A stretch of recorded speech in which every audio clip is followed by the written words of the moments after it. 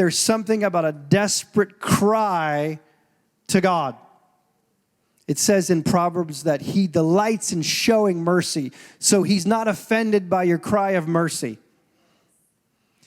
But we don't have to, this is not a begging cry, like as an orphan. We're sons, but we can still come to say, God, I need like this to happen.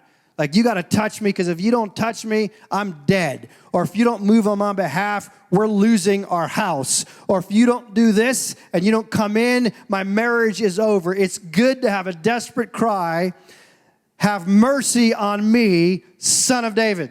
It says when Jesus entered the house, the blind man came up and Jesus said to them, do you believe that I am able to do this? Now I'm reading this going, able to do what? They did not ask for healing.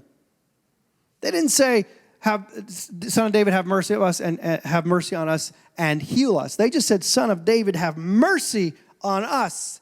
They didn't even have to ask for the miracle. They just wanted the mercy of heaven, because they understood in the mercy of heaven was the healing of heaven. And so Jesus asked them the question as they're like in the house now. He says, do you believe that I'm able to do this? They say, yes, Lord, we believe that you can do this. And then it says he touched their eyes. Again, with the touch. There's something about the touch of Jesus. And I love this. He touched their eyes, saying, it shall be done according to your faith. I love this version in the Message. It says he laid hands on them, and he says this, become what you believe. Become what you believe. Who do you believe Jesus is? Now let me tell you something. This is a biblical truth. Out of the abundance of your heart, your mouth will speak exactly what you believe. I can tell real quick what a person believes just by spending 5 minutes with them. Do you understand that there is life and death right here in the power of the tongue? You literally create with what you speak. It's very clear in the Bible. Out of the abundance of your heart, the mouth speaks, and there is life and death in the power of the tongue. You're going to say for years, you're going to be like, oh, I'm going to die young. I'm going to die, I know it. My pappy died young. My mammy died young. It's in my family. I'm dying young. Well, guess what? You are prophesying to your young death. Some of you have cancer riddled through your family. It seems like everybody has gotten cancer, and you're just kind of hoping and waiting. You're like, oh, I hope it's not me. Let me tell you what you need to start doing. You need to start proclaiming divine health over your life. You need to speak prophetically to your long life, and that cancer has no place in you. Diabetes, whatever it is. Come on, it stops with you.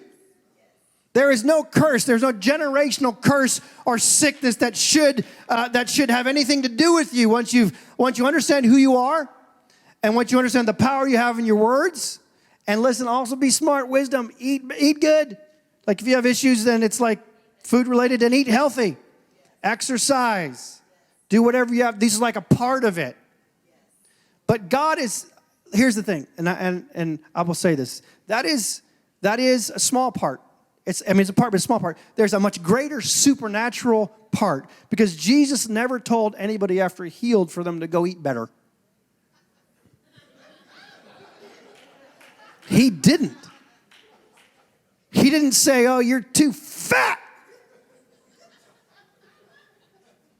He didn't. He didn't say go lose weight. Now, these are good things. Don't hear me. These are good things that you should do. But there is a greater truth that even the things that you have caused your sickness of, God says, I'm still going to heal you because I'm a good God. I know people, oh my gosh, this vengeance of some Christians. Like, this guy has lung cancer. Well, he smoked his whole life. Well, I've heard this. Well, he smoked his whole life. Like, what do you expect? I expect a miracle. I don't expect that to be held against him because God never held anything against anybody when he healed them. He didn't have any requirements for healing. He just says, you're healed. The only thing he said was go and sin no more. So maybe we say, we're going to get you healed, and we're going to say, go and smoke no more. Some of you think you're too old to dream anymore. You're too old to do these things. You don't believe you can do this thing that God's put on your heart. And I'm telling you, Jesus is saying, become what you believe. Come on. If heaven has put something on your heart, if God has put something on your heart to go do, then believe that he will help you to do it. Release the dreamer within. This is not just about healing. Become what you believe is like, it's life. What do you believe? You believe God's going to help you. You believe that in this economy that we're hearing about, blah, gas now again, and I mean, you can just go to the store. It's like my wife and I we can't believe this $2-3 an item, just more than they were like a month ago. It's crazy. We can believe, oh my gosh, I'm gonna starve to death, or I'm gonna have to do a little bit, I'm not gonna be able to get my organic milk because now I gotta get crappy milk because it's too expensive. I'm not going to be able to pay rent, whatever. You're prophesying.